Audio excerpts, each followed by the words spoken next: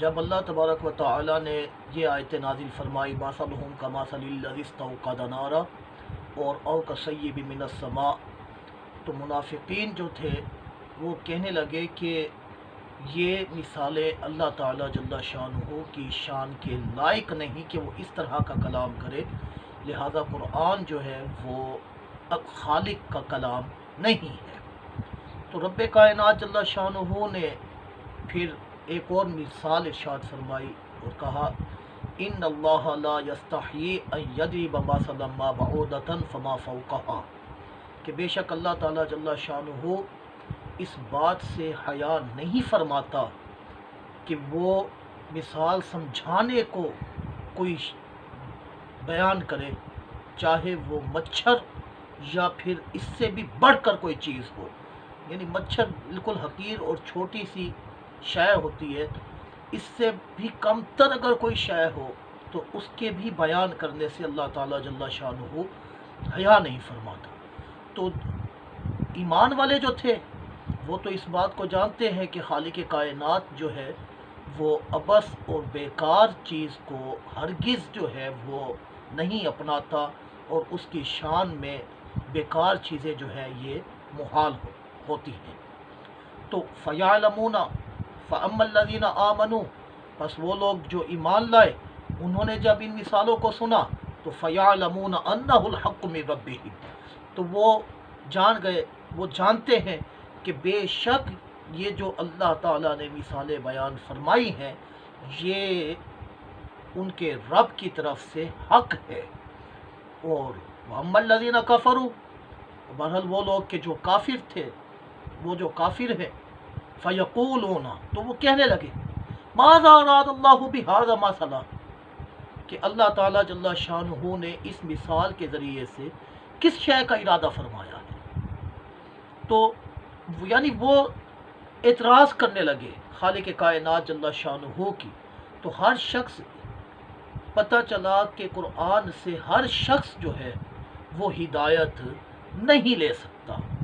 ہدایت جو ہے وہ اسی کو ملے گی جس کے دل میں حضور نبی کریم علیہ السلام کی کامل محبت ہوگی، اور جس نے حضور علیہ السلام کے عشق میں ڈوب کر قرآن کو پڑھا ہوگا۔ اور اگر اس طرح نہیں ہے تو پھر اس کو ہدایت نہیں ملتی۔ میں پہلے جب یہ آیت پڑھا کرتا تھا تو سمجھ میں نہیں آتا تھا کہ قرآن یہ کس طرح لوگوں کو گمراہ کر سکتا ہے، حالانکہ قرآن تو نازل ہی اس لیے ہوا ہے کہ وہ لوگوں تک رشد و ہدایت کی باتوں کو بیان کرے اور ان سے گمراہی اور بد مذہبی کو دور کر کے ایک اللہ اور رسول کا تابع و فرما بردار کر دے۔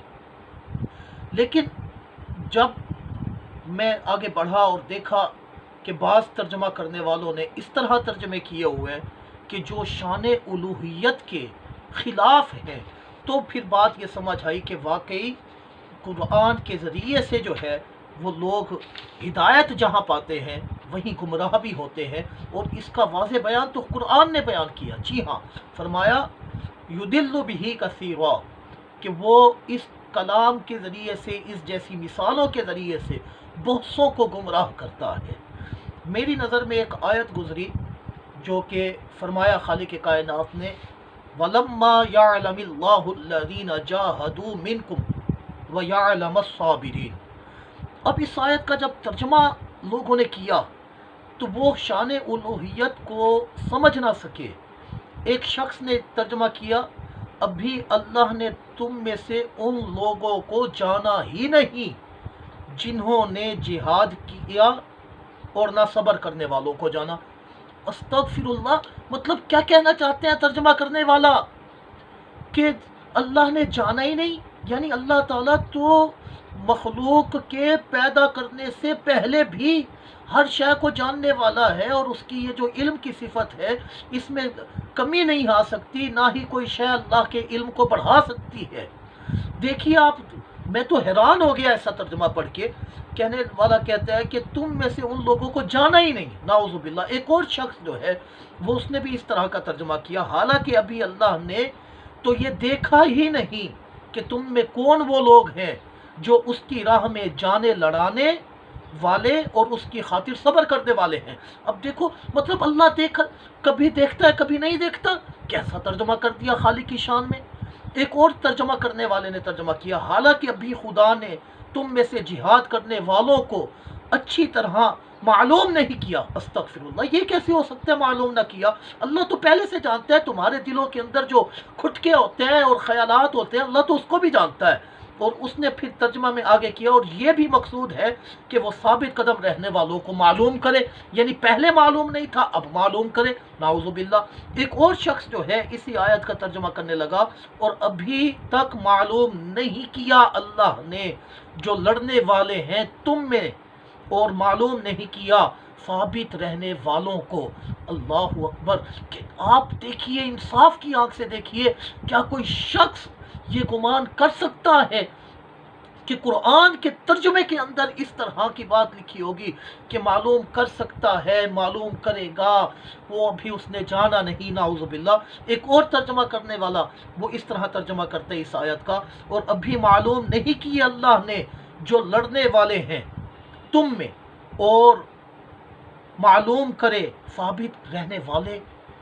میں حیران ہو گیا، اس طرح کے ترجمے جب سامنے آئے، ہرگز یہ شان الوہیت کے مطابق نہیں ہو سکتے۔ اس کے اندر جو ہے کتنی بڑی گستاخی ہے، اور اللہ تعالیٰ کے علم پر کتنا بڑا اعتراض ہے۔